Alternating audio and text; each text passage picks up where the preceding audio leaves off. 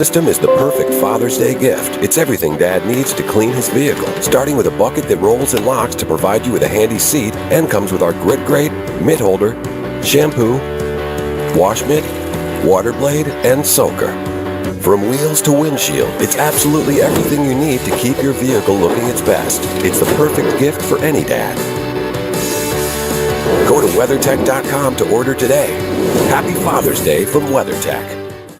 How do world champions like Drew Brees, Dwayne Wade, and Serena Williams keep their cool?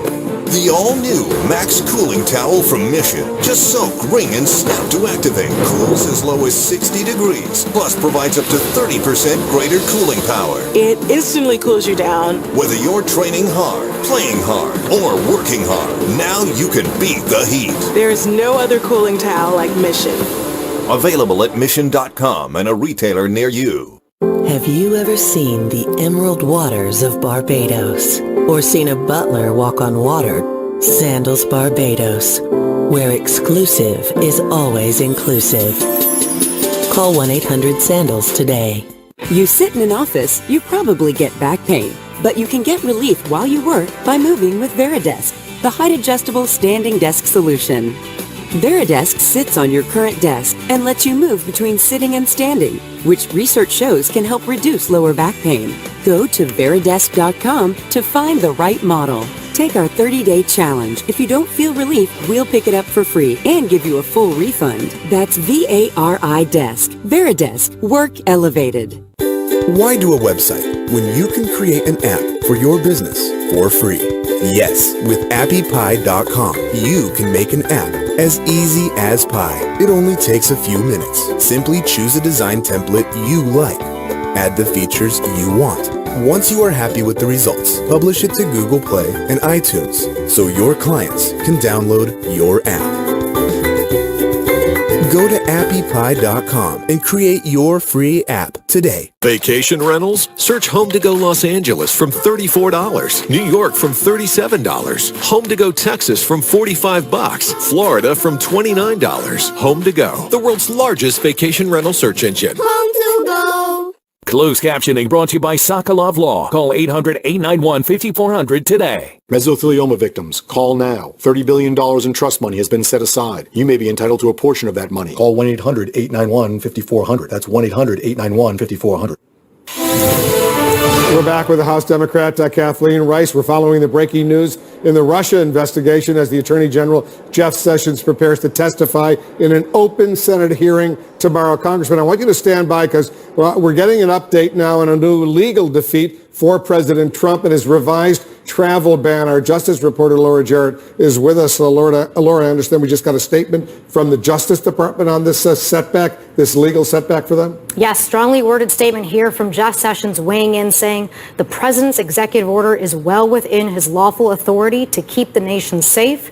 We disagree with the Ninth Circuit's decision to block that authority. And of course, Sean Spicer said earlier today that the administration plans to take this all the way to the Supreme Court to see this case through.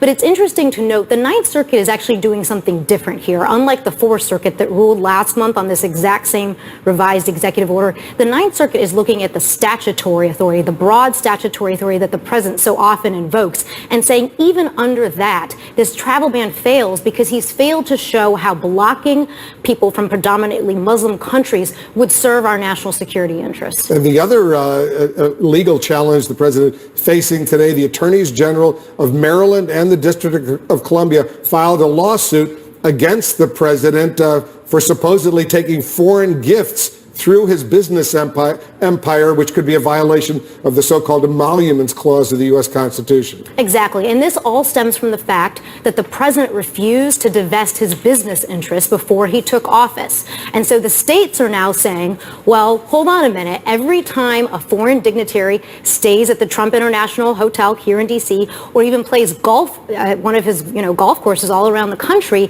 that's money flowing directly into the president's pocket from foreigners in violation of the Constitution. And the Attorney General here in D.C., the D.C. Attorney General, actually gave a news conference earlier today, and he called this unprecedented. Listen to what he had to say.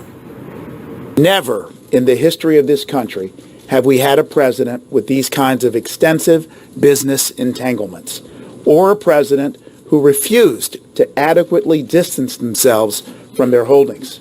President Trump's businesses and his dealings violate the Constitution's anti-corruption provisions, known as the emoluments clauses.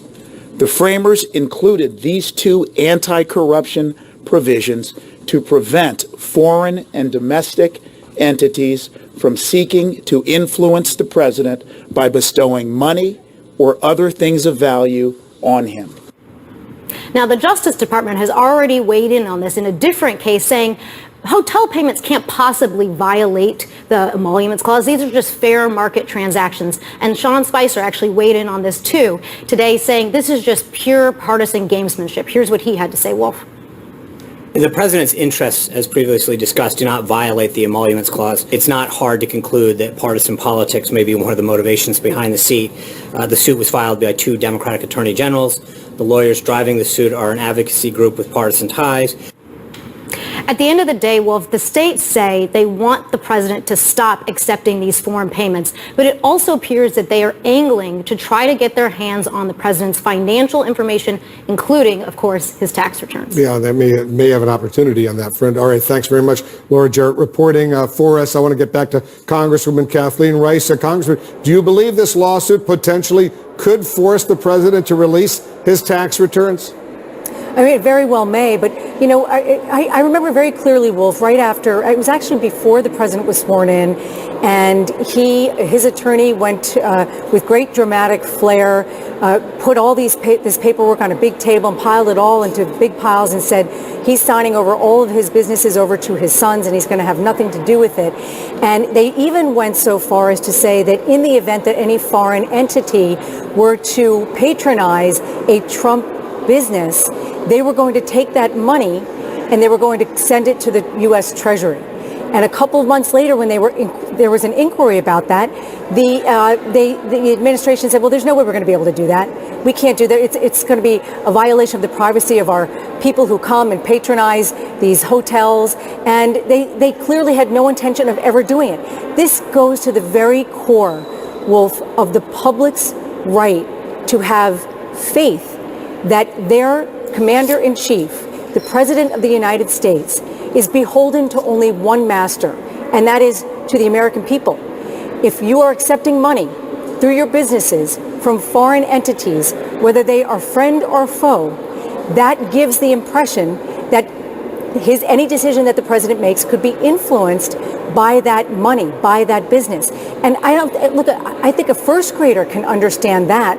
And we've never had, I mean, this is an unprecedented presidency, obviously, given the business nature of Donald Trump's background. But also keep in mind that it's important that we set this precedent now and we do it in a transparent, clear way with the American public as the number one person that we should be caring about, so that they now have all the information. They can ensure that the president is working only on their behalf and on no one else's behalf. We don't know how many people are going to run for president in the future that might have similarly wide-ranging business interests, and we need to set that precedent now, and we have to do it outside the glare of partisan politics. Congresswoman Kathleen Rice in New York, thanks as usual for joining us. Thank you, Wolf. Just ahead, we'll have much more on the Attorney General Jeff Sessions' Senate testimony tomorrow. Will he help or hurt his already rocky relationship with the president? Then we'll talk about the spectacle of the Trump cabinet members, one by one, singing the president's praises with the camera rolling. I will say that never has there been a president, with few exceptions, in the case of FDR, he had a major depression to handle, who's passed more legislation. The average family's hectic home. It's witnessed 2 DIY duos, 31 crashes, 4 food fights, and the flood of '09. It's your paradise perfected with Behr Premium Plus paint, the best you can buy starting under $25, only at the Home Depot. Custom Ink offers custom apparel that will help grow your business. Choose from one of our awesome designs or simply upload your own logo to the best collection of products like t-shirts, polos, jackets, and more. It's fun and easy to promote your company and build your brand with Custom Ink.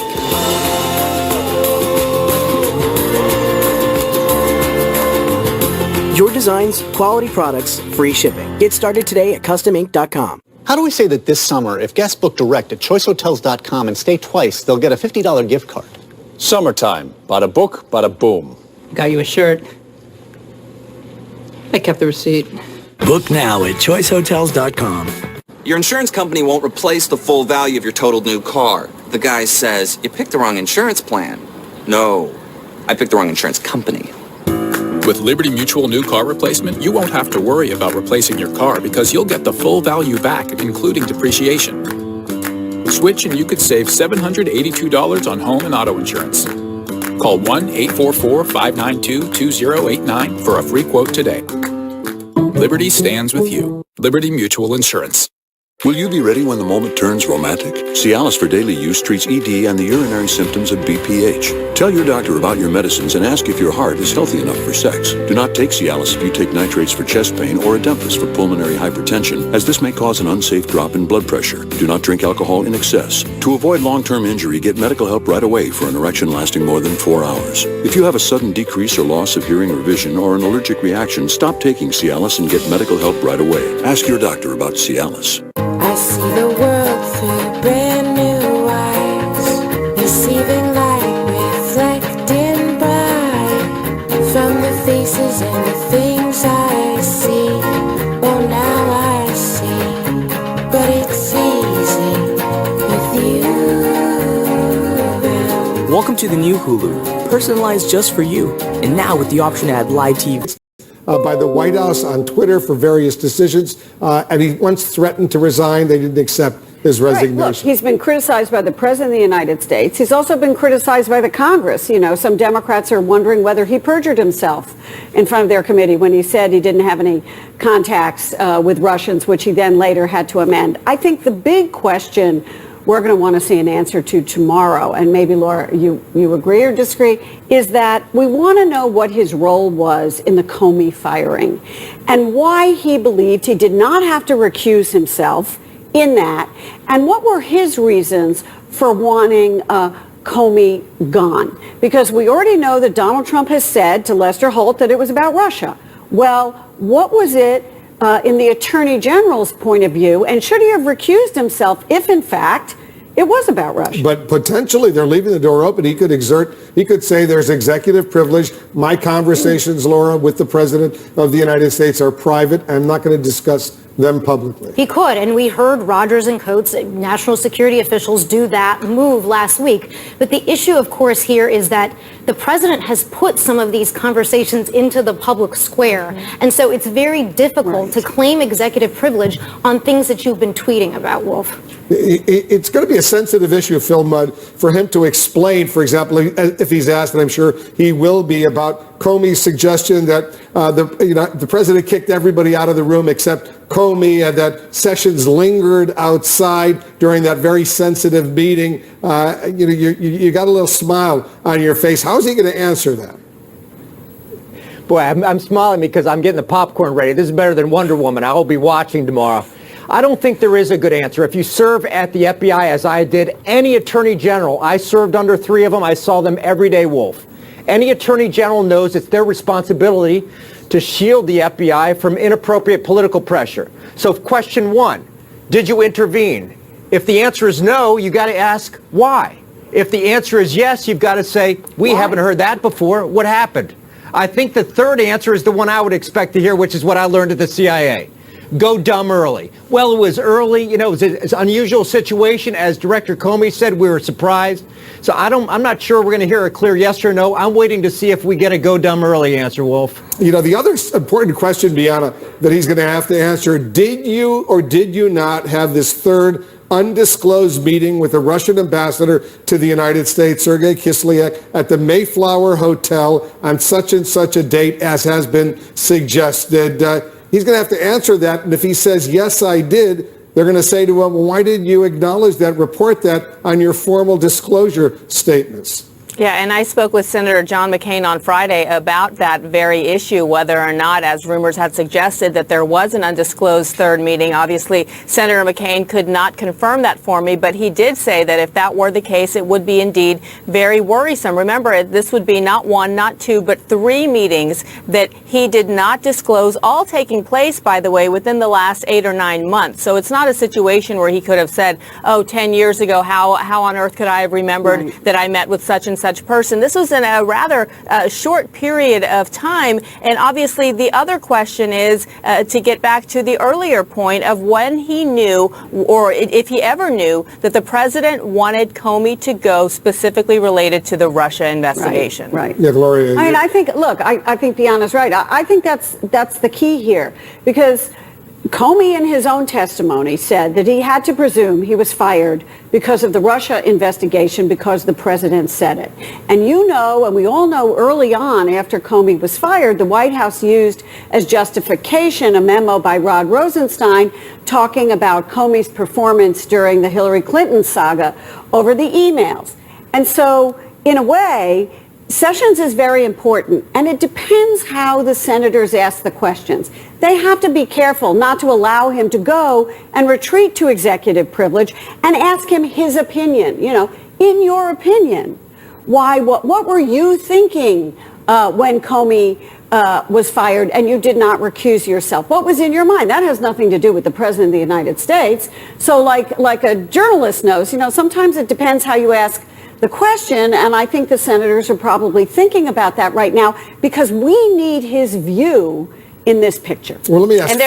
Go ahead, Deanna. I was going to say there's already a contradiction that we're getting word of now between Comey's testimony and what we're hearing from Sessions' spokesperson. Comey said that in his view that he did think Sessions understood that was an uncomfortable, at the very least, suggestion that the president ask everybody to leave the room. Sessions' spokesperson today denied that, said that the Attorney General didn't think anything of it. Very quickly, Phil, this whole notion of this third meeting, apparently we've reported it was picked up in an intercepted phone conversation or conversation between Russian officials. The U.S. doesn't know if they were simply bragging or they were just trying to deceive the U.S. or if, in fact, there was this real third meeting. No, I think you hit something on the head, Wolf. We got to be careful here. The source of this information is a third party whom we can't trust. That said, Gloria Borger hit the nail on the head. Watch the art of the question tomorrow. For example, on this one, let me give you 2 questions. Talk about the third meeting. You could see the Attorney General saying, I forgot it. Here's another question. Here's the question I would ask. Do you keep a schedule or a calendar of the people you're meeting? I presume with the incoming Attorney General, the answer is yes, so then I would go to the second question. Did you not even bother to review your schedule when you filled out the same kind of forms I filled out in terms of who you met coming into office? Did you not even bother to do that? The art of the question tomorrow is really important. Yep, it's going to be an important hearing, and we'll, of course, have extensive live coverage. A lot more happening. We'll take a quick break. We'll resume our coverage right after this. With all the things you'll never learn from a book. Expedia, everything in one place so you can travel the world better. Dentech knows teeth grinding can feel like 250 pounds of pressure. Stop the painful grind with Dentech Dental Guards. Dentech's snug top layer and protective bottom layer end the grind. Protect with Dentech. Your ancestors preserved and prepared, and now there's a better way. With the Harvest Right Home Freeze Dryer, you can preserve all your favorite foods for up to 25 years. Meats, fruits, vegetables, dairy, and complete meals can be easily freeze-dried right in your home, retaining their original fresh taste and nutrition. To order your Harvest Right Home Freeze Dryer, call us today or visit harvestright.com. Harvest Right. Long live your food. Do you have bruised skin? You need Dermend Moisturizing Bruise Formula for mature skin. Dermend uses proven ingredients that help improve the appearance of bruises. Help your bruised skin. Get Dermend now at Walgreens, Walmart, CVS, and Rite Aid. By 2050, we'll need twice the food from the same acreage to feed the world. That's going to take serious innovation. I'm John, research agronomist at Cope. We're challenging ourselves to create more advanced fertilizers that deliver nutrients to our crops more efficiently while respecting our environment so farmers can apply less and grow more. We are Coke. So if anyone has a reason that these two should not be wed, speak now. So sorry. Oh, no. It's just that your friend Daryl here is supposed to be live streaming the wedding and he's not getting any service. I missed like the whole thing. What? And I just got an unlimited plan. It's the right plan, wrong network. See, Verizon has the largest, most reliable 4G LTE network in America. It's built to work better in cities. Tell you what, just use mine. Thanks. No problem. All right, let's go live. Say hi to everybody who wasn't invited. When it really, really matters, you need the best network and the best unlimited. Plus, get our best smartphones for just $15 a month. There is nothing more important to me than my vacation. So when I need to book a hotel room, I want someone that makes it easy to find what I want. Hello. Booking.com gets it. And with their price match, I know I'm getting the best price every time. Now I can start relaxing even before the vacation begins. Your vacation is very important. That's why Booking.com makes finding the right hotel for the right price easy. Visit Booking.com now to find out why we're Booking.yeah. She was left for dead, naked, like a piece of trash. He honestly thought he killed her. No one ever filed a case on him.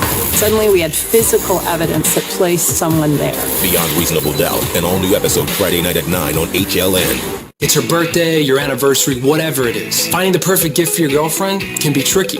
Adore.me.com is perfect. You get high-quality lingerie she's gonna love at a great price. You just order online. Their selection is incredible. They have everything from lingerie to PJs. Plus, with free shipping and free exchanges, you can't mess it up. Just go to Adore.me.com. Pick up something she's guaranteed to like, and your shopping's done. It's the Adore Me Summer Sale. Your first bra and panty set is just $19.95 at Adore.me.com. I promise, she's gonna love it. What if we could bring you better value by having better values? At Blue Apron, we work directly with more than 100 family farms. So instead of spending on costly middlemen and supermarkets, we can invest in the things that matter most. Making farmland healthier, cutting down on food waste, and bringing you higher quality, fresher ingredients for less than you pay at the store. Because food is better when you start from scratch. Get $30 off at blueapron.com/cook. Champions for Change, a week-long CNN special event. We're talking to our endless specialist about the Attorney General's Senate testimony tomorrow in the Russia investigation. Jeff Sessions taking part today in a rather strange cabinet meeting with the president. Very strange indeed. The president convened Gloria's entire cabinet. Listen to some of the words that were uttered. Thank you, Mr. President, and just the greatest privilege of my life is to serve as Vice President to a president who's keeping his word to the American people. Mr. President, I'm privileged to be here, deeply honored, and I want to thank you for keeping your commitment to the American workers. Mr. President, what an incredible honor it is to lead the Department of Health and Human Services at this pivotal time under your leadership. I can't thank you enough for the privilege that you've given me and the leadership that you've shown. Mr. President, thank you for the honor to serve the country. It's a great privilege you've given me. On behalf of the entire senior staff around you, Mr. President, we thank you for the opportunity and the blessing that you've given us to serve your agenda and the American people. I want to congratulate you on the men and women you've placed around this table. This is a team you've assembled that's working hand in glove for the betterment of America. And I want to thank you for that. These are great team members, and we're on your team. Thank you, Mr. President. It was a great honor traveling with you around the country for the last year, and an even greater honor to be here serving in your cabinet. All right, Gloria, have you ever seen anything like that before? No. Have you? Never. I've covered a lot of opening photo ops with cabinet members. Yeah, this was beyond a photo op. And, Senator Sheldon Whitehouse, who is a Democrat, tweeted today, he said, maybe a bit too dear leaderish. And I think that's what it kind of sounded like. And I think that usually cabinet meetings are held when the president in private wants to get unvarnished advice from the people who work for him about things that are going on. And they're usually preceded by a bit of a photo op with the president saying, I'm glad you're all here, but not with this kind of adulation that we saw today. Yeah, it was rather unusual. Yeah, go ahead, Bianca. I was just going to say, I mean, it was a bit cringeworthy, to say the least. It reminds me of the opposite reason as to why my parents brought me to this country from the former Soviet Union. I mean, their leaders were forced to do that. The difference here is they're not forced to do that. And you could see how uncomfortable the cabinet was in having to dole out these accolades. And it was something that you don't do or extol upon a 5-year-old, much less, you know, the President of the United States. Phil, Senator Schumer, the minority leader in the Senate, he had some fun with his staff. Watch this. I want to thank everybody for coming. I just thought we'd go around the room. Lucy, how'd we do on the Sunday show yesterday? Your tone was perfect. You were right on message. Michelle, how'd my hair look coming out of the gym this morning? You have great hair. Nobody has better hair than you. Before we go any further, I just want to say thank you for the opportunity and blessing to serve your agenda. That's great. All right, Phil. Phil, what did you think? You know, just cringeworthy is a polite word. I went to staff meetings, thousands of them, at the senior level at the CIA, the FBI, and also in the West Wing of the White House. Here's the problem with this session. Nothing good and nothing simple ever goes into the Oval Office. You have got to have the responsibility of people who have been in leadership positions, including former generals, who prostrated themselves in that meeting, walk into the Oval Office and say, this is why the immigration policy isn't working. This is why our engagement with the Congress isn't working. If anybody I work for, FBI director, CIA director, national security advisor, had seen one answer like that, whoever said that would have been laughed out of the room. That's got to be a serious conversation around that table. And the message we got is the president can't stand a serious conversation. I didn't know he wanted to build a Berlin Wall, Wolf. I thought it was a wall with Mexico. That looked like a Soviet-style meeting.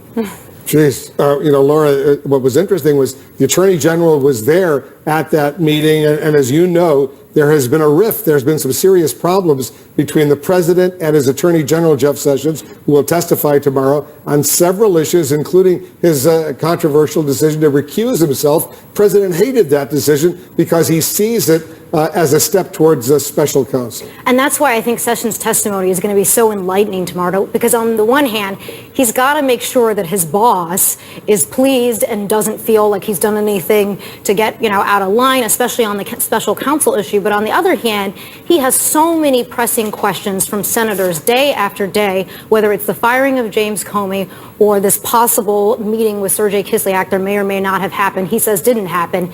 I think he's got to tread really carefully here to serve those dual interests. Well, he also has to serve his own credibility. You know, that's important for him, too. He's got the Congress, he's got the president, but he also has to appear as a credible witness telling his side of the story insofar as he's willing to do it. It's going to be an important hearing. We'll have special coverage starting at 2 p.m. Eastern tomorrow afternoon. Up next, while the president won't say if he taped James Comey, he's been accused of recording his adversaries before. Often before. Does his past offer clues about what may be happening in the Oval Office now?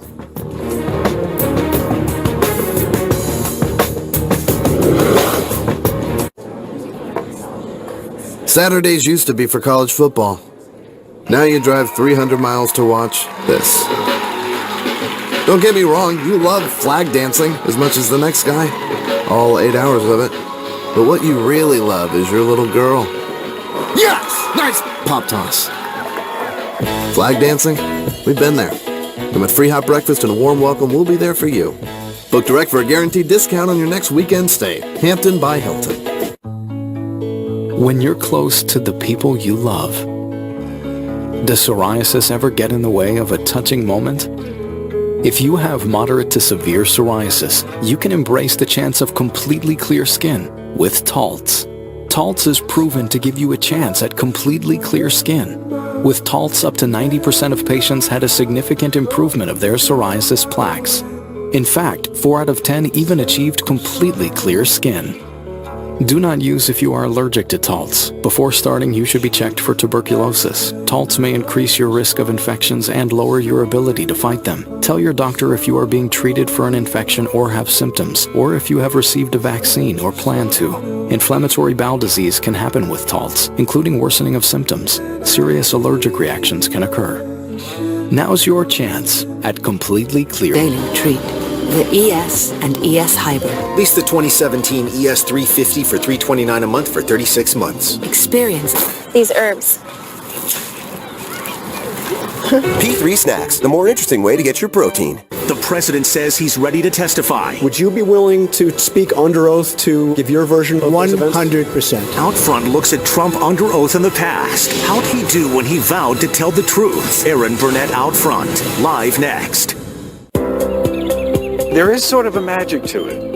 The sunsetter comes out, and then the family comes out. The kids are loving it. It's nice to get outside and get some fresh air and not be cooped up indoors all the time. Before we got the sun center, we almost never used the patio. If it was sunny out, we'd be inside. Because it was just so hot. It was nuts. Now that we have the sun setter, we're spending more time outdoors. And it's adjustable, so it's like a convertible room. You just press that button, and you get as much shade or as little shade as you want. It cools the inside of the house, too, so we're saving money with the AC. And I do my yoga out there. It's really peaceful. We checked on the quality of fabrics, the motor, the warranty. The installation was easy. It was like the awning is coming today, and then the awning was up that afternoon. We're saving money, we're getting outdoors. It really has changed our lives. Call Sunsetter now for your free idea kit, including local dealer info.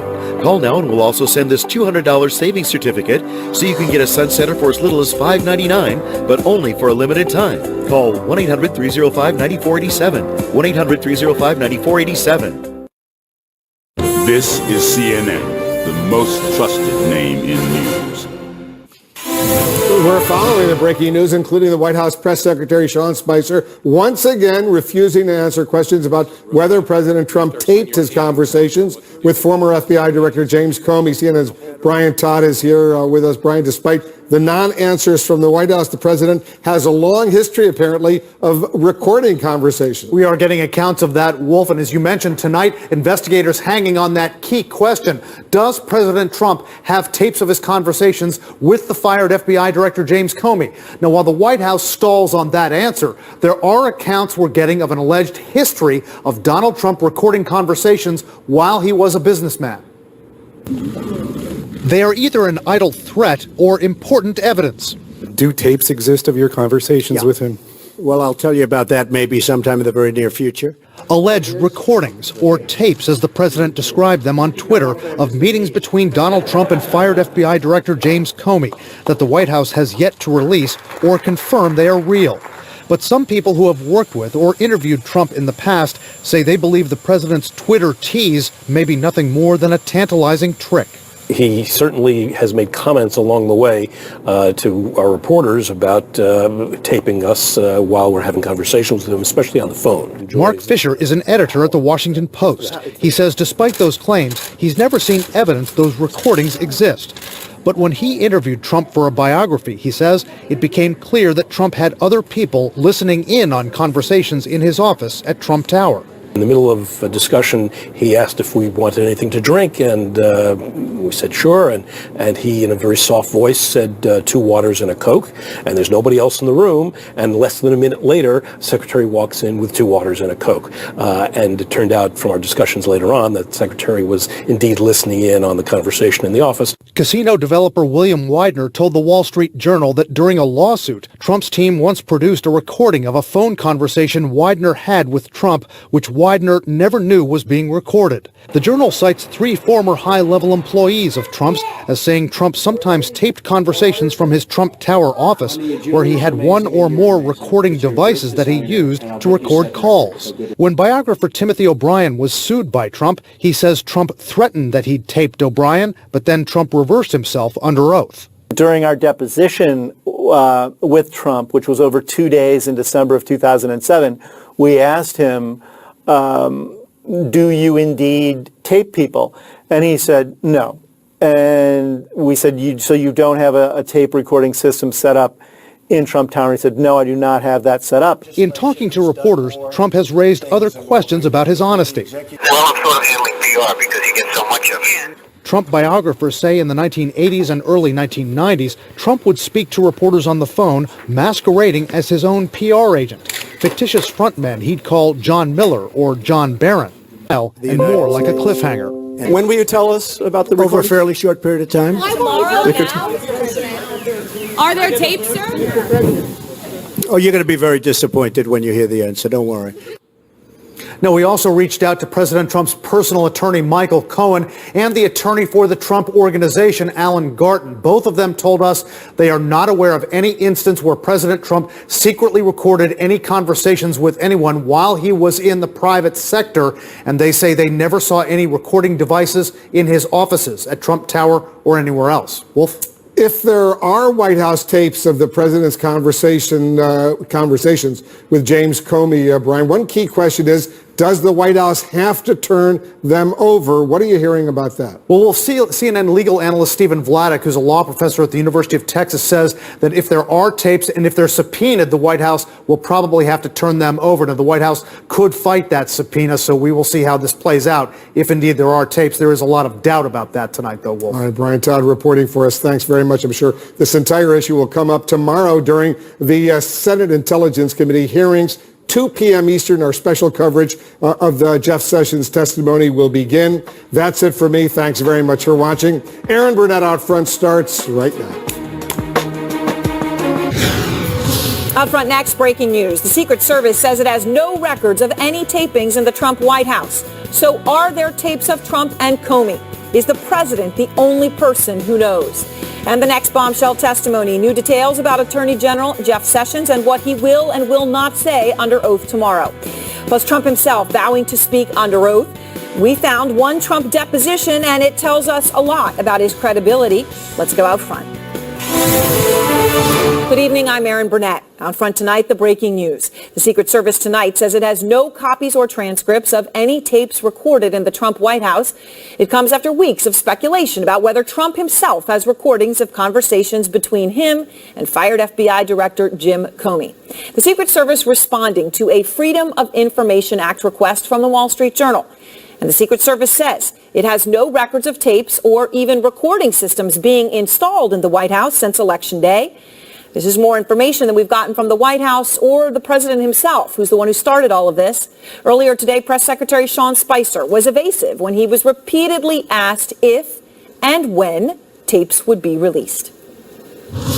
The president made clear in the Rose Garden last week that he would have an announcement shortly. I think the president made it clear what his intention is on Friday. I understand that, and he said he would answer that question in due time. I think the president made it very clear on Friday that he would get back as soon as possible on this and his position on that conversation. He's waiting.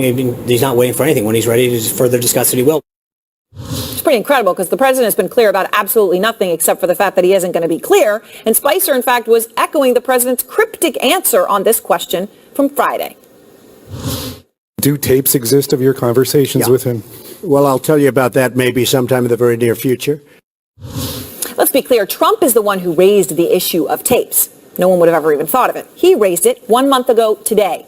That was 3 days after firing FBI Director Jim Comey when Trump tweeted, quote, James Comey better hope that there are no, quote, tapes of our conversations before he starts leaking to the press. Now, just to be very clear on the breaking news tonight, another government agency or Trump himself could have those tapes, right? We just know the Secret Service doesn't. The thing is, we're not getting a simple yes or no from the White House, which is frankly unacceptable and un-American and dishonest. If the president himself has no tapes, he should say so, and he should never have tweeted about them to begin with. It's simply wrong. And it comes as Attorney General Jeff Sessions, the highest-ranking member of the Trump administration to testify so far, is set to be sworn in before the Senate Intelligence Committee less than 24 hours from now. Sarah Murray is out front tonight at the White House to begin our coverage. And Sarah, at least from the Secret Service's point of view, no tapes. That's right. The Secret Service was responding to a FOIA request originally put in by the Wall Street Journal. They were asked about whether any sort of recording devices had been installed, whether there were any records or any transcripts. And the Secret Service essentially responded to that saying, look, we don't have anything to provide in response to this information request. As you pointed out, that doesn't mean there are no tapes that exist. It doesn't mean the president didn't make recordings of his own or there wasn't someone else who made those recordings. But this is the first definitive look where the U.S. Secret Service, we don't have any tapes of this that we've gotten, and still, as you pointed out, no straight answer from this on the White House. And Sarah, you also, I know, have some new reporting about what the White House is expecting to see from the Attorney General's testimony tomorrow, which they will be watching every second of. Well, sure. There have been a lot of questions about whether Sessions will invoke executive privilege and refuse to discuss his conversations with the president. I talked to a senior administration official earlier who said they kind of expect this to play out similarly to what happened when Dan Coats, who's the director of national intelligence, and Mike Rogers, the NSA chief, were on the Hill testifying. Remember, they were asked by senators whether the president encouraged them to downplay the Russia investigation, and they refused to answer the question. They couldn't reply with any sort of legal standing for why that was the case. They wouldn't say the White House forced them to invoke executive privilege. They just declined to respond, and it's possible we could see something like that from Sessions. All right. Thank you very much, Sarah, with that reporting. And now new questions tonight about Jeff Sessions' contacts with Russian officials ahead of this crucial testimony. Brianna Keeler is out front. The president seen today with the attorney general. Trump has been seething that Jeff Sessions recused himself from the Russia investigation 3 months ago. It's an honor to be able to serve you. In Today's cabinet meeting is on the eve of what was expected to be a closed-door congressional grilling of Sessions, but it will now take place in full view of the cameras. Senators have pressing questions about the president's meeting with him and the former FBI director. The president asked that the room be cleared. The attorney general apparently hung back. I thought the attorney general should have said something. This man works for me. I think I should be here too, Mr. President. But the FBI director ended up alone. And that's kind of where this began.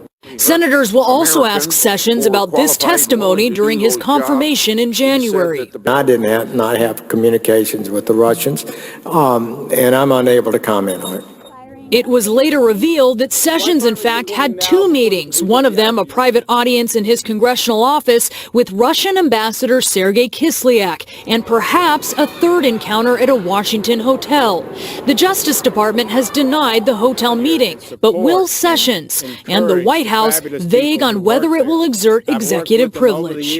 It depends on the scope of the questions, and it would be to get into a hypothetical at this point would be premature. Meanwhile, we were vindicated. The president's son seeming to back Comey's account of Trump's controversial conversation with the former FBI chief, where Comey alleged Trump directed him to stop investigating now ousted National Security Advisor Michael Flynn, saying, "I hope you can see your way clear to letting this go, to letting Flynn go. He is a good guy. I hope you can let this go."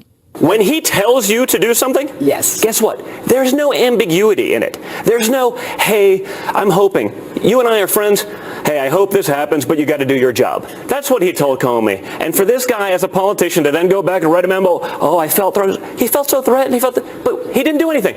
The problem with this explanation, President Trump says that's not what he told Comey. He did say under oath that you told him to let the Flynn, or you said you hoped the Flynn investigation he could I didn't say that.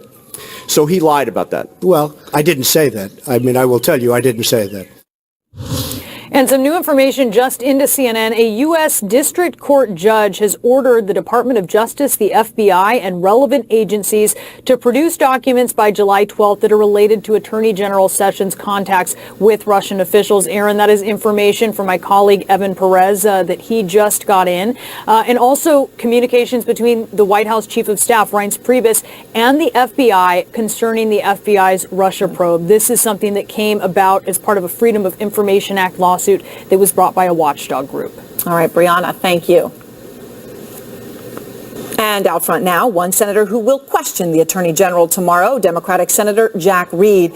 Senator, thanks for being with me. And I want to start with the breaking news that you just heard. The Secret Service says they don't have any tapes of White House conversations to turn over. Do you think the president could have a recording that the Secret Service doesn't know about?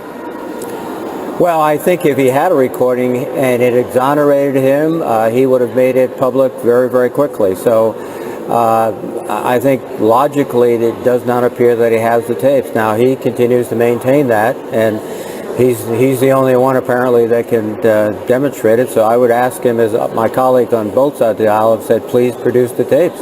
Now, if he does have a tape, obviously this would mean he could produce it or destroy it, or nobody would necessarily ever know if he chose to get rid of it, right?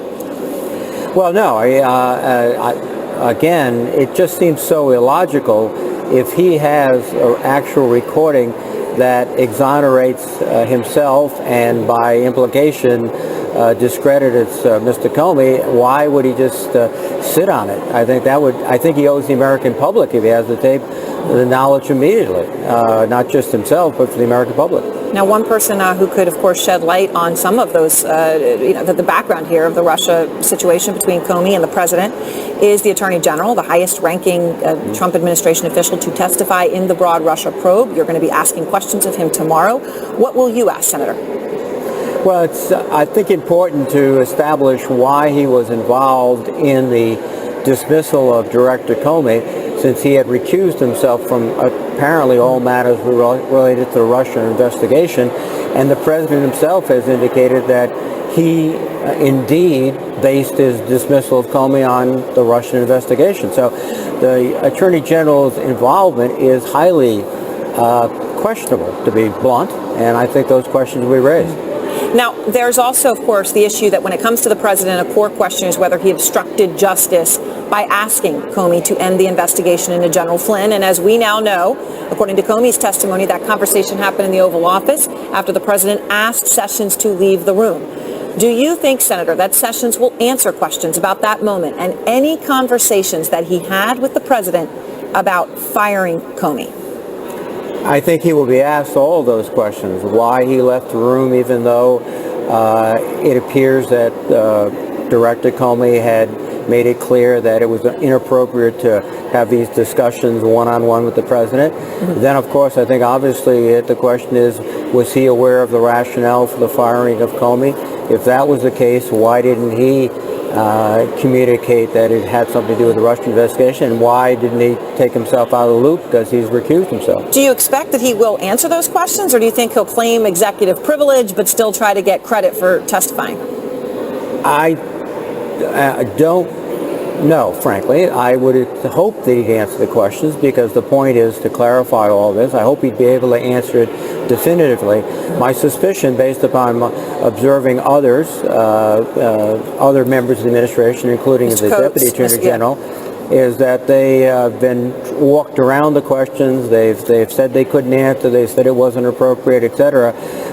They've never denied any of the suggestions that the president directed them to interfere with the investigation, but they refused to affirmatively say that. So let me ask you this, because this will come up tomorrow. You were in the closed-door briefing with James Comey, and in that meeting he said the FBI was investigating a possible third undisclosed meeting between Sessions and a Russian official, which would of course be hugely significant because he had had prior meetings that he did not disclose. When those leaked to the press, he finally disclosed them. This would be a third and still undisclosed meeting. From what you've heard, do you think there was a third meeting? I can't comment on anything that was said behind closed doors that would be inappropriate. There have been press reports of a possible meeting. I think those press reports might trigger questions, but I will not comment on what took place behind closed doors. So let me ask you about the broader picture here. Ivanka Trump was on television today. She was defending her father, and here's some of what she said, Senator. It is hard, and there's a level of viciousness that I was not expecting. I was not expecting the intensity of this experience, but this isn't supposed to be easy. I think some of the distractions and some of the ferocity was I was a little blindsided by on a personal level. Viciousness and ferocity, the words she used. What do you think? Well, no, first of all, you have to be sympathetic to his daughter. It's her father who is the subject of all this criticism and comment. So I think she was, her statements seems very sincere and also appropriate for her daughter. But the context going back months and months and months is President Trump did not refrain from being harsh, critical, even insulting to people. And in fact, one could argue that he's lowered significantly the level of discourse here in the United States. And now to claim that he's just an innocent victim of all this is a little bit hard to sustain. All right, Senator Reid, thank you. Thank you. And out front next, the president's first full cabinet meeting today. It was frankly pretty bizarre. Nearly every person in the room heaped praise on the president on camera, and you'll see it next. And Trump's longtime friend moments ago says the president is considering terminating Robert Mueller as special counsel. And more breaking news this hour. Dennis Rodman heading to North Korea tonight, about to land any moment, and we are live in Pyongyang. Aaron Burnett Out Front is brought to you by Cialis.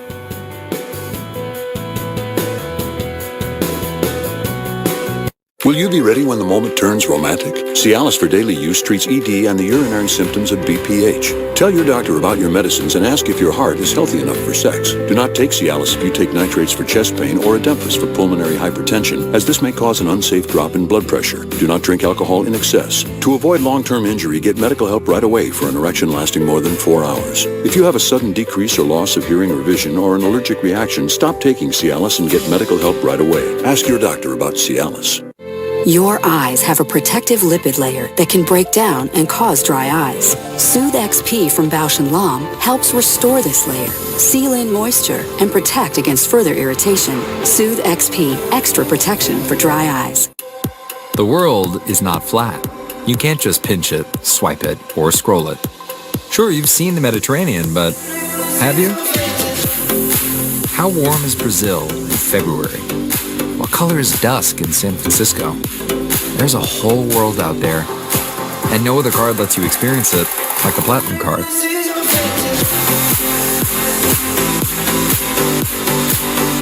Backed by the service and security of American Express.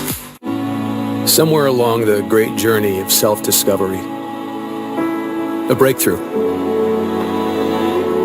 It's in our nature to need each other.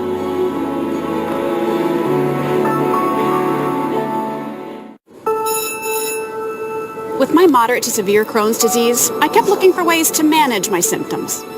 I thought I was doing okay. Then it hit me. Managing was all I was doing. When I told my doctor, I learned Humira is for people who still have symptoms of moderate to severe Crohn's disease, even after trying other medications. In clinical studies, the majority of people on Humira saw significant symptom relief, and many achieved remission.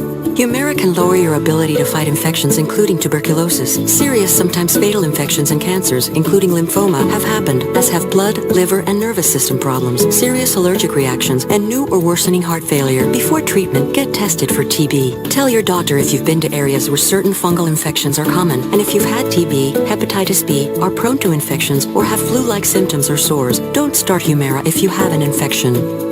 Just managing your symptoms? Ask your gastroenterologist about Humira. With Humira, remission is possible. Come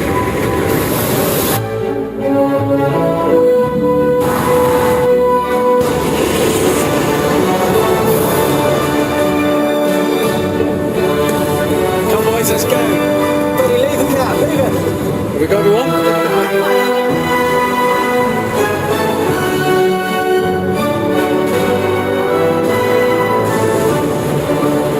The all-new Discovery. Land Rover, above and beyond. I am totally blind, and sometimes I struggle to sleep at night and stay awake during the day. This is called Non-24. Learn more by calling 844-824-2424 or visit your24info.com. Beth is a total boss. She switched to the best deal in America, Total Wireless. She gets the largest, most dependable 4G LTE network and 5 gigs of high-speed data for $35 a month. Make it rain, Beth. Total Wireless. New tonight, President Trump meeting with his entire cabinet for the first time. Now, the sit-down was a chance for the president to hear about the changes his team says they are making. But what caught the world's attention was actually a quick go-around, and like I said, this is on camera. We're going to show you part of it, where nearly everybody praised the president to his face on camera. Mr. President, thank you for the honor to serve the country. It's a great privilege you've given me. Mr. President, honored to be on the team. I want to thank you for getting this country moving again and also working again. I can't thank you enough for the privilege that you've given me and the leadership that you've shown. I want to thank you for keeping your commitment to the American workers. It's an honor to be able to serve you. On behalf of the entire senior staff around you, Mr. President, we thank you for the opportunity and the blessing that you've given us to serve your agenda and the American people. Manu Raju is out front live at Capitol Hill. Manu, even using the word blessing, this go-around is getting a lot of attention. Indeed it is. Now, Republicans actually feel okay about the president talking about their agenda, pointing to things that they believe have been positive about what the Trump administration has done. Democrats, on the other hand, are having some fun with this, including Senate Minority Leader Chuck Schumer, who released this video just moments ago. I want to thank everybody for coming. I just thought we'd go around the room. Lucy, how'd we do on the Sunday show yesterday? Your tone was perfect. You were right on message. Michelle, how'd my hair look coming out of the gym this morning? You have great hair. Nobody has better hair than you. Before we go any further, I just want to say thank you for the opportunity and blessing to serve your agenda. That's great. Now, Aaron, Democrats also quickly pivoted off of that to try to focus on what actually is happening here in the Senate, which is the effort to pass the health care bill to actually try to repeal and replace the Obamacare legislation. We do know that Republicans are trying to get that done this month, and that's why the Democrats are trying to focus on that, even though they're having a little bit of fun with what President Trump did earlier today. All right, Manu, thank you very much. And of course, there was fun made, but it's also very serious that they would choose to do so. What is the significance of that? Out front now, John Avlon, editor-in-chief of the Daily Beast, April Ryan, White House correspondent for American Urban Radio Networks, and Mark Preston, our senior political analyst. John, you're with me. Let me start with you. Obviously, the Chuck Schumer bit, whatever your politics are, one could get a chuckle at that. But that moment when this is their first meeting all together, the cameras are there, and that's what they say to the president. Significant? Yeah. I mean, look, this is going to go down as the Dear Leader cabinet meeting, and next time maybe they should just all get matching uniforms. Referring to North Korea. Yeah, this was objectively creepy. This is not the way we do things. And whether they were coached to say something positive or merely felt, where they outdo the other to curry favor, that's not the way we do things in this country. I mean, they look like a hostage video at times. And so this was something that should trouble anyone, particularly little R Republicans, who would normally tear this apart for the obsequiousness of it. What do you say, April? I mean, was the praise genuine or truly are they all sitting in a position where they think the only way to have the president like them or listen to them is to say something like that at the beginning? Aaron, I'm sure they were thankful to be in that position, but at the same time you question, is this their version of the loyalty test to this president? We've seen presidents come and go, and many administrations have had people who were supporters, but also those who told them, this may not be exactly what needs to be done. And the question is on the table now. Are we seeing something like the emperor with the new clothes in this meeting today? It was a historic meeting. He has his full cabinet. But that begs the question. And you also have to remember, Aaron, when there is service to this president, power means service to the people. So who is it? Is it the people or is it this president? Total loyalty to this president or the people? I mean, Mark, to April's point, was this an emperor has no clothes moment? Yeah, no question about it. In fact, I spoke to a very close ally of President Trump shortly after we aired this on TV and said, listen, what did you think of this? And the person said to me, it was a great idea that went terribly awry, meaning get the whole cabinet together, let's talk about big issues that we're tackling, and then you have this. And I just want to say to John Avlon, you stole my criticism there, because I literally, when I watched it, I thought, I was like, wow, is this what happens in North Korea when Kim Jong-un sits down at the head of the table and surrounds himself, by his generals or his political advisors? Right, and by the way, we only played 33 seconds of it. It went on and on and on. It was like 5 minutes of self-love, yeah. Right, I mean, which is, pretty stunning and unprecedented to want the cameras in and invite them in. When you said, though, this is a version of the loyalty pledge, whether that was you or John or April. Look, this is a president who has made it clear. Okay, April was you. So he has made it clear loyalty matters. And if this was a version of the loyalty pledge, it fits with who he is and what we have seen. Let me show you. He's been loyal to Trump from day one and been very, very loyal to what we're doing and what we represent. I also want to thank some of our great people that were here tonight. Mayor Giuliani, who is incredible, and he's been so loyal. I'm a loyal person. When Corey had a problem, I was loyal. I stuck with him. I'm a loyal person. You got to be loyal to people if they do nothing wrong. Does that fit with what you saw today, John? There's nothing wrong with loyalty in politics. That is a political virtue that was preached by the Kennedys, was preached by the Bushes. This is something different. This is about sort of, it's debasing yourself in front of the cameras to pledge total loyalty to the person of the president, not the office. And one notable dissent in that meeting, by the way, was James Mattis, the defense secretary, who said, I'm so honored to represent the men and women of the Defense Department. He didn't pivot to say how blessed he was to, bring 1,000 flowers out every time Donald Trump walked in the room. That was notable. That was honorable. But there was a lot of self-debasement in this meeting today. It was pathetic. And do you think, Mark, that some of those in that meeting would admit in private that they wish they didn't do that, or that they felt ashamed now looking back at that tape or anything? But perhaps to their best friends and their spouses. But beyond that, I think it would be political suicide for them to do so. But listen, everybody at that table, very successful in their own right, whether it's in business or politics. And then to do that was just amazing. So, April, let me just play for you. The CEO and president of the conservative Newsmax just went on an interview with CBS, Christopher Ruddy. And he told PBS that the president is considering possibly firing the special prosecutor, Robert Mueller, which would be a bombshell of epic proportions if actually happened. Let me play what he said. I think he's considering perhaps terminating the special counsel. I think he's weighing that option. I think it's pretty clear by what one of his lawyers said on television recently. I personally think it would be a very significant mistake. Is there any way he would actually do it, April? Well, let me give you a little bit of insight from inside the West Wing right now. One of my sources reached out to me just before we went on air, and they said there's mass hysteria in the West Wing about this. We don't know if it's going to happen or if it won't happen, but what we do know, if indeed the president does fire Mueller, it shows that he's impeding the process yet again. Some would even say it's obstruction of justice again. This process has to play out because of what he did with Comey, and also calling for the investigation. And there's a lot of smoke, and there's a lot of alarm bells going off. Now the question is, where's the fire?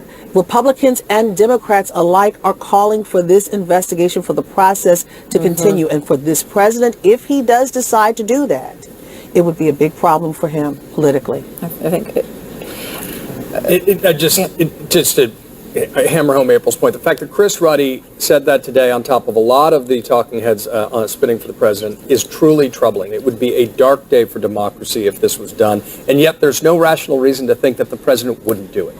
He fired the FBI director. You didn't think that Bill Clinton wanted to do that when Louis Freeh was taking a look at him, and obviously Ken Starr was an independent counsel, so he didn't have that possibility. But you don't do it because even if you're in trouble self-inflicted, you have a sense of respect for the process.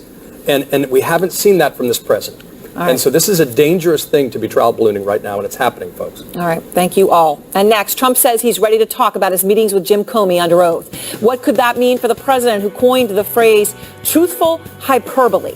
And another legal roadblock for Trump's travel ban. The White House says the ban is lawful and will be upheld in the Supreme Court. How old do you want to be when you retire? I was thinking around 70. And before that? You mean after that? No, I'm talking before that. Do you have things you want to do before you retire? I'd really like to run with the Bulls. Wow. Hope you're fast. I am. Get a portfolio that works for you now and as your needs change with investment management services. What made Secretariat the greatest racehorse who ever lived? Of course he was strong, intelligent, explosive. But the true secret to his perfection was a heart twice the size of an average horse.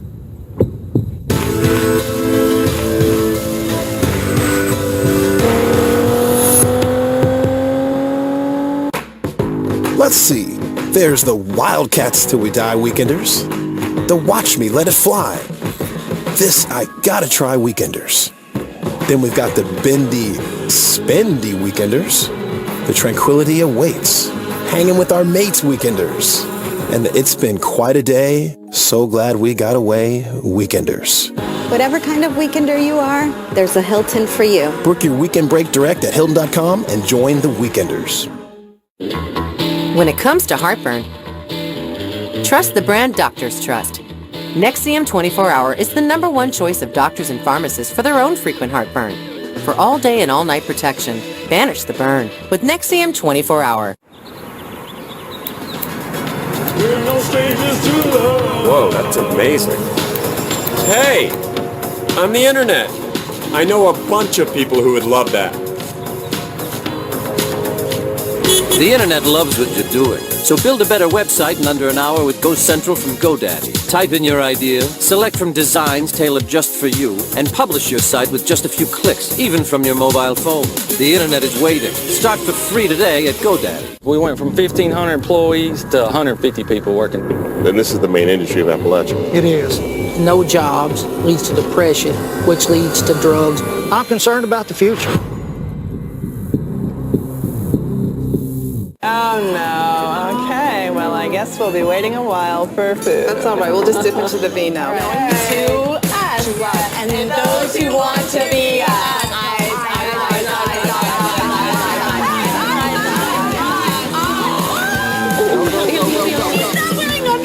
I am a genius person. Oh, you don't even know what is happening.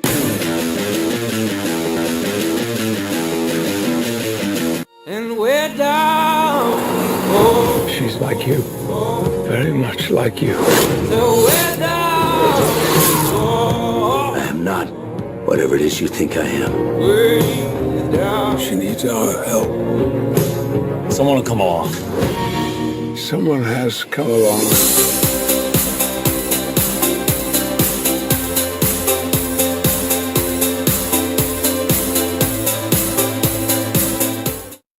Anthony Bourdain Parts Unknown. New episodes Sundays at 9 on CNN. New tonight, the White House insisting President Trump meant what he said when he told reporters that he would be willing to speak under oath about his interactions with fired FBI Director Jim Comey. Now, the White House Press Secretary Sean Spicer, though, stopped short of saying when that might take place. But as you're about to see, when under oath, the president is often called out for his exaggerations. Alex Marquardt is out front. It is one case that gives clear insight into the president's rocky relationship with the truth. In 2007, Trump sued the author of this book, Trump Nation, The Art of Being the Donald, for writing that Trump was not actually a billionaire. But in a sworn deposition, he was repeatedly caught by lawyers having made past statements that were either exaggerated or demonstrably false. 30 times, according to the book's author, Tim O'Brien, who spoke with CNN's Brian Stelter. On and on and on, issue after issue. And I was fortunate to have a great legal team that simply let him walk into that trap. He had said X publicly, and then we presented him with documents that were contrary to that. There was the story of how much he was paid for a 2005 speech. True, I read that in New York you got $1 million. A speech? Yes. For the Learning Annex. Yes, that's true. It's actually more than that. But under oath, Trump said it was actually less than half of that, $400,000. In the book, Trump told O'Brien, "I had zero borrowings from my father's estate. I give you my word." But in the deposition, "I think a small amount a long time ago," he said, like in the $9 million range. Back famously, when The Art of the Deal first came out, he spoke about truthful hyperbole, his willingness to exaggerate about almost anything that came into his realm, people he had met, how much money he had, how successful he was. And he's never, we had decades now of Trump frequently lying or exaggerating about a wide range of things. Including about secretly recording conversations, which he told O'Brien he did. But in the deposition, Trump said, "I'm not equipped to tape record. I figured the only way I could make him write what I was actually saying was to have him at least think that he was being tape recorded." As for the boast that Trump has made most often, So I have a total net worth, and now with the increase, it'll be well over $10 billion. how much is the alleged billionaire actually worth, he was asked. "It goes up and down with markets and with attitudes and with feelings," he responded. "Even my own feelings, but I try." And Alex is here with me now. And Alex, so what happened to Trump's lawsuit against O'Brien? Well, it was dismissed, and then he appealed, and then it was thrown out again. Trump has admitted to the Washington Post that the goal of his suit was to hurt O'Brien, whom he called a lowlife sleaze. Trump said that he never actually read O'Brien's book, but told his lawyers, quote, "Go sue him. It will cost him a lot of money." Aaron, we did reach out to the White House today for a comment. but they did not respond. All right. Thank you very much, Alex. And now let's go to Jonathan Turley, constitutional law scholar, and John Dean, former Nixon White House counsel. Reaction from both. John Dean, you just saw, and look, the record speaks for itself, as Alex was reporting. The president at least exaggerated facts about payments or how many people worked for him. We just heard it. He now says he's going to 100% testify under oath about his private conversations with Jim Comey. Do you think he'd tell the truth under oath? I think he's truth challenged at this point. I know an attorney, I met an attorney in July of 2015 who'd done a number of depositions with Donald and said that he could never tell the truth. He couldn't get through a deposition without distorting and misrepresenting and dissembling and lying. So I don't think he can get through a deposition or a grand jury without it. He's at high risk because of his propensity for hyperbole. Propensity for hyperbole. Jonathan, do you think he should testify under oath? That he would tell the truth? Well, I look at these things like a criminal defense attorney, and we tend not to want our clients to go under oath unless they have to, if they are a potential target. The greatest danger of people in Washington is generally a violation of a statute called 18 USC 1001. And it's when you make a false statement to a federal investigator. That's what trips up people in Washington, particularly because we have a city filled with personality types who try to create narratives. Trump's not the only one. And there is no exception for truthful hyperbole. It's the type of thing that can get you a criminal charge. It's a much more available tool than something like obstruction, because it's a very simple crime to prove. And that's what trips people up in Washington. Now, the person obviously investigating who's telling the truth here on this crucial moment of Jim Comey and Donald Trump on a loyalty pledge on the General Flynn investigation is going to be Bob Mueller. And we just heard a friend of the president's, Newsmax CEO Chris Ruddy, just come out and say that the president, in his view, is considering firing the special counsel. Let me just replay that moment. I think he's considering perhaps terminating the special counsel. I think he's weighing that option. I think it's pretty clear by what one of his lawyers said on television recently. I personally think it would be a very significant mistake. John Dean, do you think he'd do it? I don't know. If he thinks the Republicans will stay with him, he might just try it and see how far he can push it. If he can keep knocking out investigators and people who might cause him a problem, then he can stay there without any threat to his presidency. Right now, he's under dire threat and knows it. It would clearly be an act of obstruction, but a sitting president under current policy at the Department of Justice is not subject to indictment. Impeachment is the only remedy for that kind of action. So, Jonathan Turley, let me ask you about this, because obviously you heard Chris Ruddy saying that's his opinion, and then he cited a comment by one of Trump's lawyers on television. But you just heard April Ryan from American Urban Radio Networks, who covers the White House. She just said that a source just called her and said there is mass hysteria in the White House tonight about this, about whether or if the president would actually fire Bob Mueller. Well, I would be surprised if he did that and had many friends, even among the Republicans on Capitol Hill. It would be a disastrous move. My guess is that Congress would respond quickly by moving forward to renew the Independent Counsel Act, which many of us suggested might have been the best approach all along. That is an act that guarantees that you don't have situations like this. But it would be an incredibly self-destructive act. I can't imagine any person, logical person, rational person, taking that step. So, John Dean, you've been in a White House going through this, right? When you look at the Nixon White House, when you think about that reporting that April's saying, a source is telling her that there's mass hysteria, those were the words she used, to describe the feeling in the White House tonight about whether the president would do this. What is the significance of that when you have that sort of feeling in a White House? Well, this White House never did set up any effort to sort of wall off and protect the staff at large from these kind of repercussions from what the president's doing. They have no war room. They really don't have any defense mechanism working. It's sort of ad hoc from event to event. What's happening is the White House is not getting its work done. You can see that in its failure to fill empty slots that the president has appointees. They're not getting any legislation out in front of the Congress. They're really doing very little at this point other than being on the defensive. All right, Jonathan, John, thank you both. And out front next, more breaking news, a travel ban. Free today at ZipRecruiter.com/newstv. This is CNN, the most trusted name in news. Breaking news, Attorney General Jeff Sessions defending Trump's travel ban in the face of another defeat today. Sessions just releasing a statement citing, quote, recent attacks as evidence of, quote, the immediate and real threat to the United States.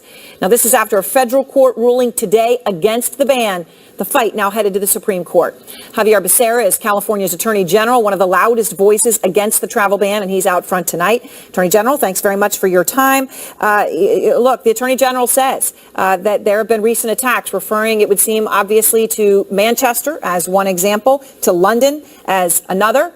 You still think they don't have a point?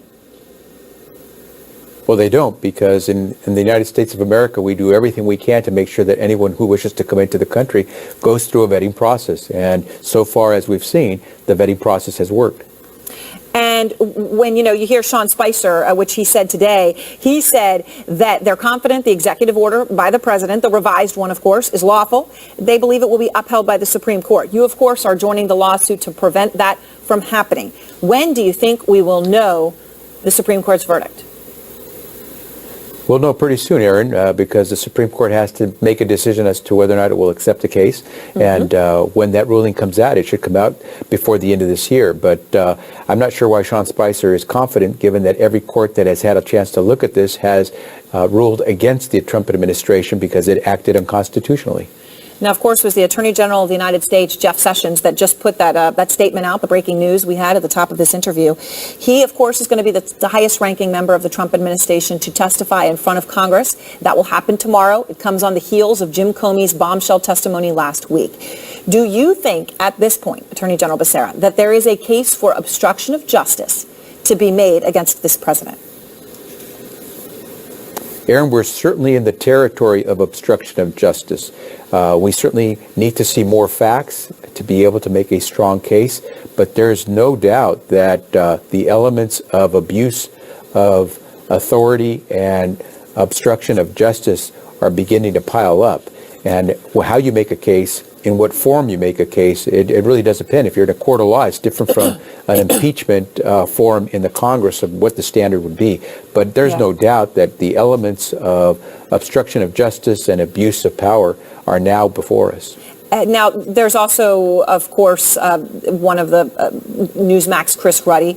You may know his name, of course, President Trump, a friend of the president's. He is saying that the president could be considering firing Mueller, Special Counsel Mueller. Of course, he's basing that on a television interview by one of Trump's attorneys. So I want to be clear, it's not based on anything he says the president told him himself. But if the president were to do that, even if there is no crime, even if the president never did anything wrong, but he has fired the FBI director and he fires the special counsel, would that, in your view, be obstruction of justice if there is no underlying crime?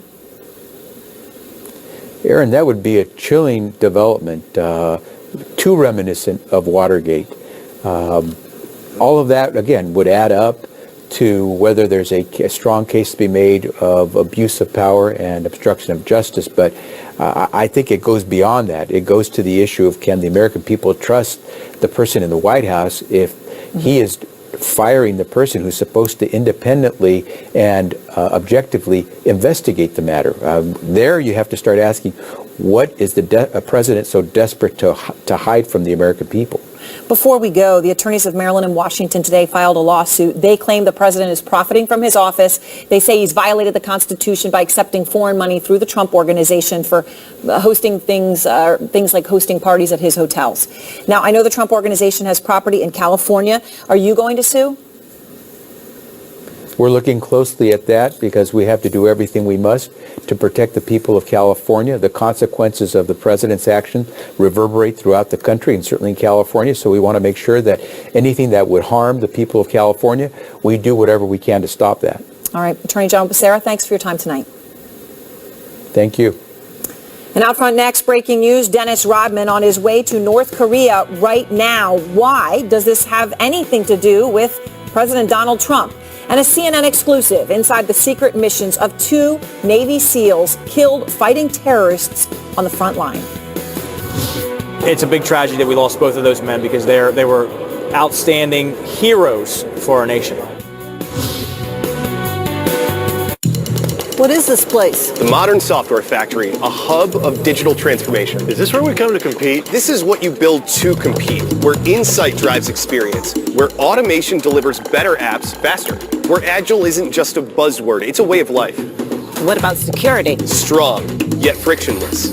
All working together at scale. It's about moving to new from old. Oh, that's not right. I'll put mine back on.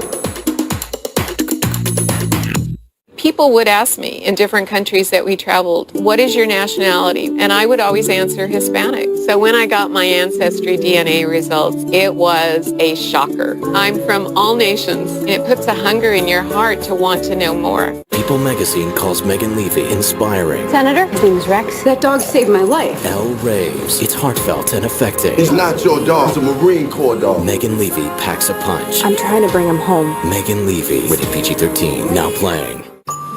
It's a power mightier than 100 armies. A bridge across generations. A force that allows us to write computer code, conceive cities, understand the cosmos. It's a public school. At the National Education Association, our members are committed to creating opportunity for all students, regardless of background or zip code. But we can't do it alone. Help protect America's public schools.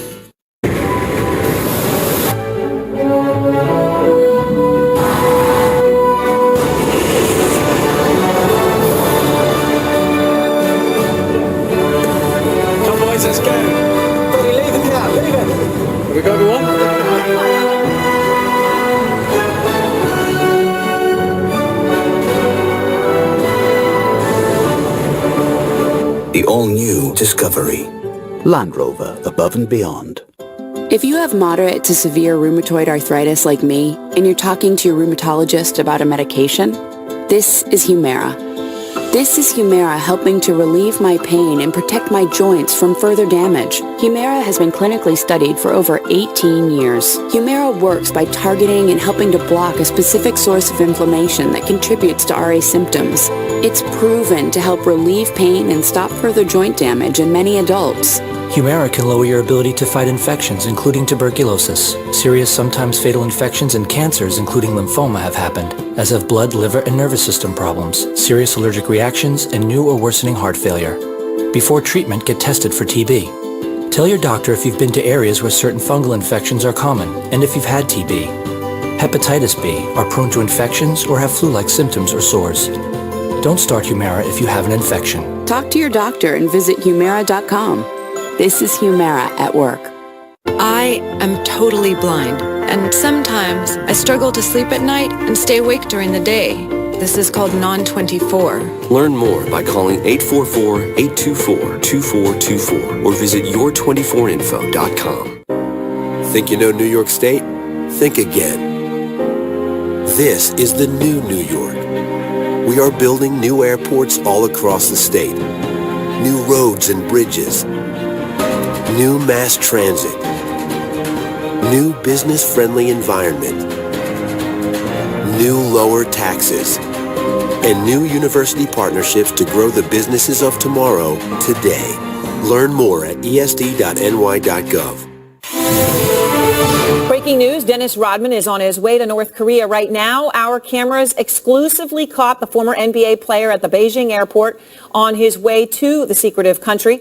He's expected to arrive there within the next 3 hours. Will Ripley is out front live from Pyongyang. And Will, you know, it's a pretty stunning moment. Rodman is one of very few Americans to have met Kim Jong-un. He's called him a friend for life. Rodman also knows Donald Trump. Does this have anything to do with President Trump? We don't know yet, Aaron, but this is really surreal. I was first tipped off about this last week and couldn't believe that Dennis Rodman is returning back to North Korea after that infamous trip in 2014 that was captured in a film described as a train wreck where he was drunk, out of control. North Korean leader Kim Jong-un canceled a meeting that was planned between the two of them near the end of the trip because of Rodman's out-of-control behavior, and yet here we have him again returning to the North Korean capital in the coming hours. We know that Rodman is the only American to have spent considerable amount of time with Kim Jong-un, who is a basketball fan. We also know that Rodman has appeared twice on Celebrity Apprentice, President Trump's former reality show, so they know each other well. And Rodman did say back in March, Aaron, that he would be willing to come here to North Korea to negotiate on behalf of President Trump if he was asked to do so. I mean, it's pretty stunning, right? And these things don't just happen by chance. It's very fair to say. He knows the president, is friendly with the president, and obviously friendly with Kim Jong-un. Is the State Department giving any comment about this, Will? When we checked with the State Department, they said they are aware that Rodman is coming here, but they stress this is not an official visit. But of course it's not an official visit. He's not a diplomat. However, it would be difficult to imagine that there wasn't some kind of communication, especially given the fact that this is a very tense time. North Korea has attempted to launch 16 missiles just this year, on track to be its busiest year ever in terms of launching missiles. And there are currently 4 Americans being detained here. 2 professors at the Pyongyang University of Science and Technology, a University of Virginia student, Otto Warmbier, and also a naturalized U.S. citizen named Kim Dong-chol. And so will he be negotiating on behalf of these 4 detained Americans? We don't know, but we hope to find out when we ask him at the airport later today, Aaron. All right. Thank you very much, Will. And a pretty stunning development here. A lot of questions we need answers to from the White House about Dennis Rodman tonight. We'll keep following that. Next, we have extraordinary new details about how 2 Navy SEALs risked their lives and died serving the United States of America while fighting terrorism. It's a CNN exclusive.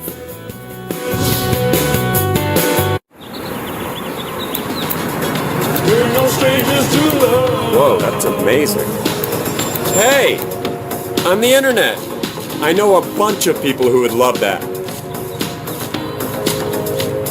The internet loves what you're doing. So build a better website in under an hour with GoCentral from GoDaddy. Type in your idea, select from designs tailored just for you, and publish your site with just a few clicks, even from your mobile phone. The internet is waiting. Start for free today at GoDaddy. On the next Parts Unknown, an island nation with a glorious mix of food and multi-ethnic culture. We are a small island, and if you don't learn to live together, you have to live in the sea. Anthony Bourdain, Parts Unknown, Trinidad, Sunday at 9 on CNN.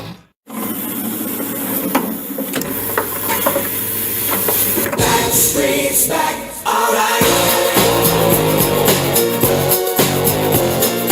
Oh my God, we're back again.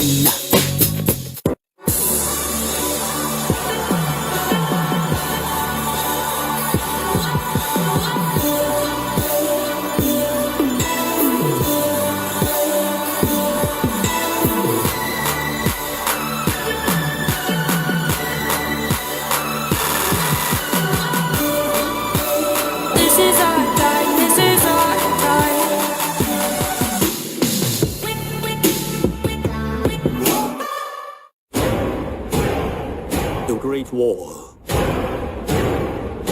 is the only barrier keeping the world safe. Mother of God. What is it they want? To feed.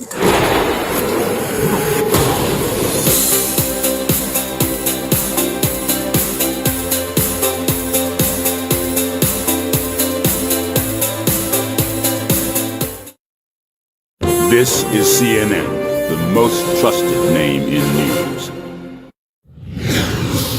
New exclusive details tonight about how 2 Navy SEALs lost their lives in secret missions fighting terror. Barbara Starr has the details only on CNN. She's out front. Navy SEAL Ryan Owens, 36, killed in action in January in Yemen during a nighttime raid targeting al-Qaeda operatives. It's one of the most dangerous missions that Special Operations Forces are called upon to carry out. Navy SEAL Kyle Milliken, 38, also killed, but in Somalia last month, also during a raid while serving as a military advisor to Somali forces. Mr. Speaker, I rise. Congressman Scott Taylor, a former Navy SEAL sniper, knew them. It's a big tragedy that we lost both of those men because they were outstanding heroes for our nation. CNN has obtained the battlefield citations for both Owens and Milliken, both of whom served for years on high-risk classified combat missions. New details now revealed of their extraordinary service. Owens was posthumously awarded the Silver Star, the nation's third highest medal for valor, in a never-disclosed battle against 400 al-Qaeda militants in 2015. U.S. officials say it all happened deep inside war-torn Somalia. This secret battle raged for 3 days in July 2015. Owens leading a 12-man team alongside African forces, targeting 400 enemy militants, constantly ambushed and attacked with small arms, machine guns, anti-aircraft guns, rocket-propelled grenades, mortars, and improvised explosive devices, according to his citation. Owens repeatedly exposed himself to enemy fire. On earlier tours, he helped rescue buddies who were pinned down and wounded and guided in medevac choppers under fire. From everything I know about him, he was a great guy, highly committed, highly talented. From Somalia to Yemen, Iraq, Syria, and Afghanistan, it's largely fallen on special operations forces to wage battle against ISIS.